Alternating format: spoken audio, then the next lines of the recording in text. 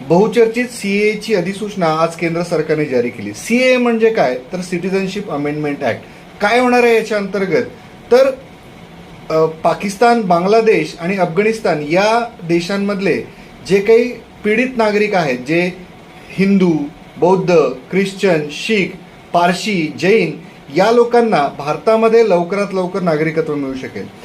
तसं भारतामध्ये नागरिकत्व मिळण्यासाठी त्या व्यक्तीचं भारतामध्ये किमान 11 वर्ष राहणं जे आहे ते अपेक्षित आहे. पण या कायद्याच्या अंतर्गत त्यांना 6 वर्षामध्ये जे भारताचं नागरिकत्व मिळू शकणार आहे. काही राज्यांचा या सिटिझनशिप अमेंडमेंट ऍक्टला विरोध आहे, तर काही राज्यांनी, भाजप शासित राज्यांनी या ऍक्टची, या अधिसूचनेला जे आहे ते पाठिंबा दिलेला आहे. निवडणुकांच्या पूर्वीच ही घोषणा केंद्र सरकारने केली आहे. अशाच माहितीसाठी MPSC लक्ष चॅनल सबस्क्राईब करा आणि अभ्यास लक्ष ॲप डाउनलोड करा. धन्यवाद.